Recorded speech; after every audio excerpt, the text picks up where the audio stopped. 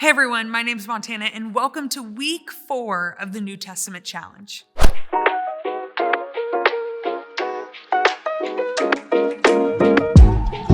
Have you ever noticed how so much of what we see and hear is all about finding yourself? You scroll through TikTok and there are videos about self-care, self-love, and being the main character. Movies and shows are packed with characters going on these big journeys to figure out who they really are. Even people in real life will tell you, "You do you," or "just focus on yourself." And don't get me wrong, knowing yourself is important, but let me ask you something. Do you think that's all life is about? Think about your favorite video game or sport. Imagine trying to play without knowing the goal or the rules of it. You'd be totally lost, right?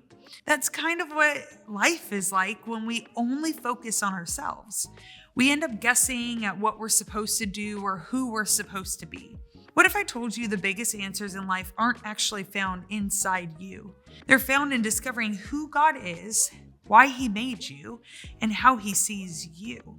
That's the real journey, the one that changes everything. The thing is, no matter how much you learn about yourself or how much you focus on your own identity, none of it matters until you first understand who God is. It's only when you start getting to know God that you'll really begin to know yourself. And once you start to understand Him, it can completely change everything about the way you see your life. You know, the great thing about the series we're going through right now, the New Testament Challenge, is that it's not about you. It's not a 5 steps to better friendships or 7 secrets to being awesome. Nope, it's about God, His story, His love, His greatness, and His Son, Jesus. And here's the crazy part. You can't dive into God's story without realizing how much He is invested in your story.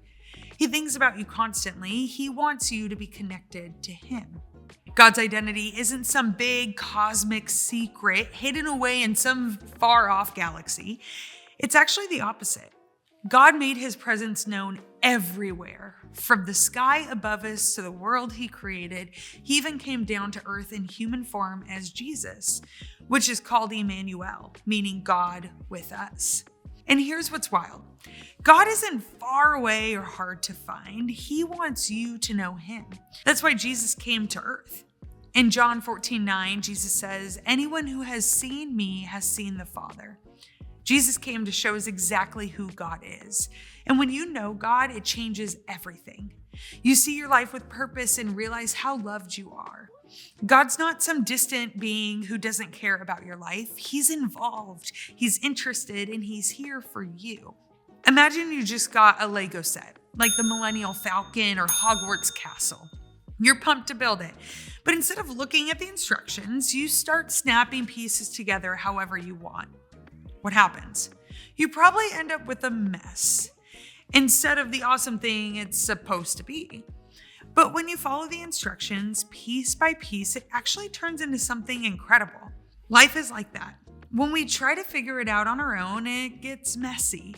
But when we follow God, He shows us how our life fits into His amazing plan. This summer, experience unparalleled adventure, where every detail is designed to inspire. Powerful moments, precision fun, timeless memories. Summer Camp, adventure redefined. In this episode of the New Testament Challenge, Jesus is at a major turning point in His ministry. He's taught, healed, and shown His miraculous power. He's done all of this and more, but now He's going to ask His disciples a big question. Who do people say I am?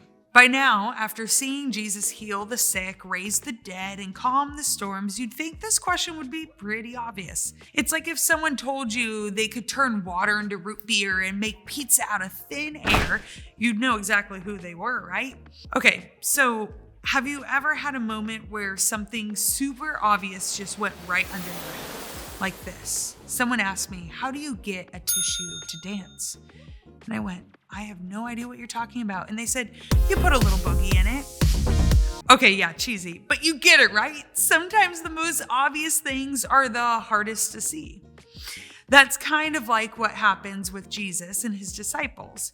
He's doing all these amazing miracles, healing people, walking on water, you name it, and yet they still have to be asked, "Who do you think I am?" It's like they're missing the obvious. Well, now Jesus and his disciples are in a new place, far from where most of his ministry has been.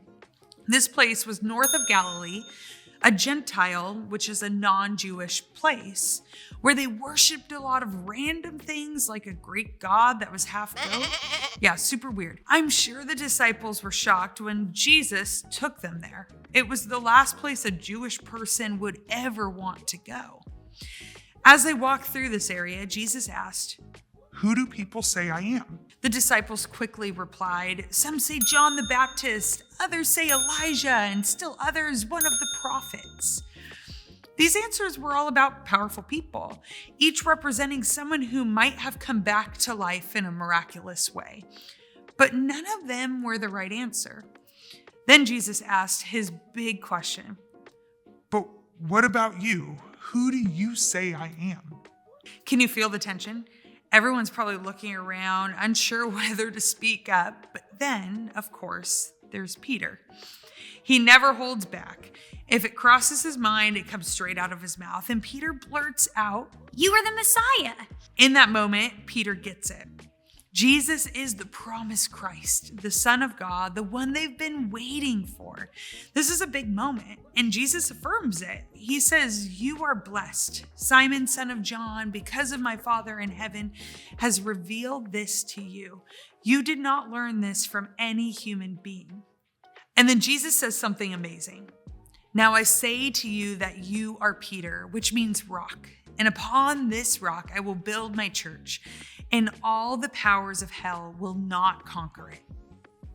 Now, the setting is important here. They're standing in front of a place literally called The gates of hell. a cave that was believed to lead to the underworld. It's like Jesus is saying, right here at the gates of hell, I'm going to build something stronger. My church will stand and nothing, no evil, no power will overcome it. But Jesus doesn't stop there. After Peter's statement about Jesus being the Messiah, Jesus starts to teach his disciples about his mission. Then Jesus began to tell them that the Son of Man must suffer many terrible things and be rejected by the elders, the leading priests, and the teachers of religious law. He would be killed, but 3 days later, he would rise from the dead. Then Peter pulls Jesus aside and he's like, "Hey, Jesus, we need to talk. This dying thing, it's really not part of the plan." Jesus turned around and looked at his disciples, then reprimanded Peter. "Get away from me, Satan," he said. "You are seeing things merely from a human point of view, not from God's." Peter, who went from calling Jesus the Messiah, is now getting called Satan. I mean, he must have been in shock. But Jesus uses this moment to teach an important lesson to all his disciples and to us. Then Jesus said to his disciples, "If any of you wants to be my follower, you must give up your own way.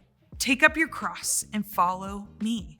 If you try to hang on to your life, you will lose it. But if you give up your life for my sake, you will save it." Jesus is showing us that real life doesn't come from living for ourselves or chasing our own dreams. It comes from following him, denying our own selfish needs and wants, and instead serving God and others. This is a huge part of the story. Jesus would demonstrate this by suffering and dying on a cross, but he didn't stop there. 3 days later, he rose from the dead, proving that even death can't stop his mission. So when Jesus asked, "Who do you say I am?" it wasn't just a question for his disciples. It's a question for all of us. Who do you say Jesus is? And are you willing to follow him? Maybe you've asked, Can the Bible really be trusted? or maybe you saw TikTok or read an article by someone who seemed really smart and it made you doubt everything you thought you knew. Or you've had a conversation where someone said, "You know, science disproved God like a long time ago. There's no way that he actually exists." or maybe you're even a Christian and when someone asks, Is Jesus really the way? you're not really sure how to answer. I get it. I've had to wrestle with this stuff myself, and here's what I've concluded. When Jesus said, I am the way, the truth, and the life, no one can come to the Father except through me, he wasn't being full of himself. He was speaking with love. Because if what he said is true, it changes everything. It's the most important thing you'll ever know. So if Jesus wasn't the Messiah, then who was he? A lot of people say, well, He was just a really great teacher. and that sounds nice at first, but let's think about it. If Jesus was only a good teacher, then either he was a liar or he was crazy. So think about it. You have three options, really. He's a liar, he's a lunatic, or he's Lord. So let's think about it. Option number one, he's a liar. Some people say Jesus was a liar, but think about this. Could someone who taught love, compassion, and truth knowingly lie about being God? Would a good person lie about something like that? Okay, and if Jesus was lying, why would he have endured torture and death for a lie? People don't die for something they know is fake.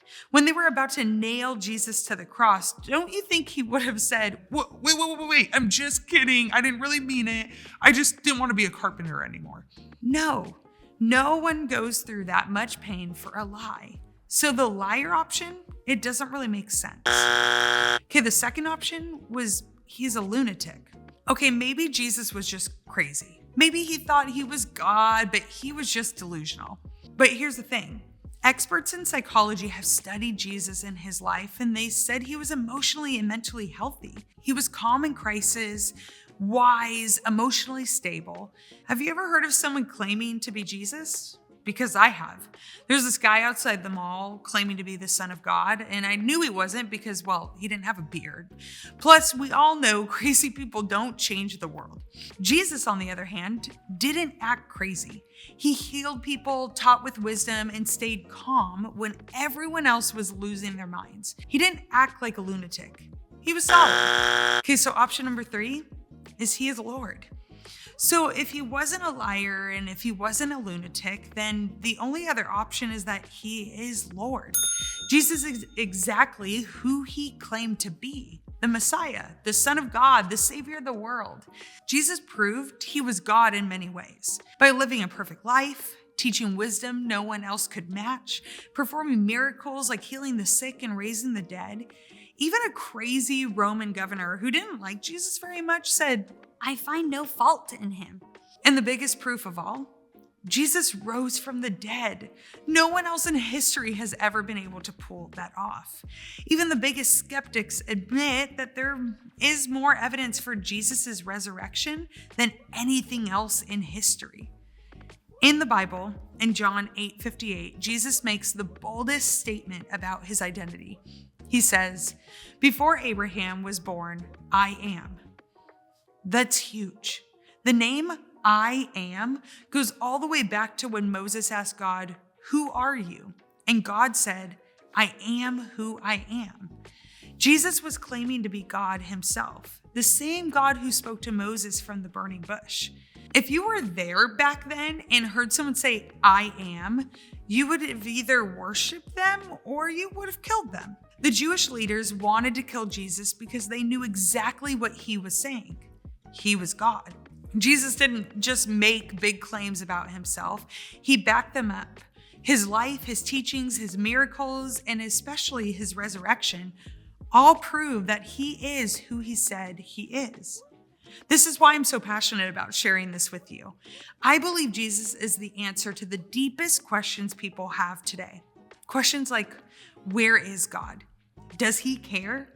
Is there anyone who can really change things in my life? Jesus is the answer. He is not a liar. He's not a lunatic. He is the Lord, the great I am, and he wants to be part of your life. Whatever questions you have, whatever struggles you face, he is the one who can make a difference. When life feels overwhelming and you're wondering, who's going to help me through this? Jesus says, I am. When you feel lost, when you don't know where to turn, he says, I am. When you're looking for hope, he says, I am. Jesus is the Lord, the one who was and is and always will be, and he's the answer to all the questions we ask. So will you trust him?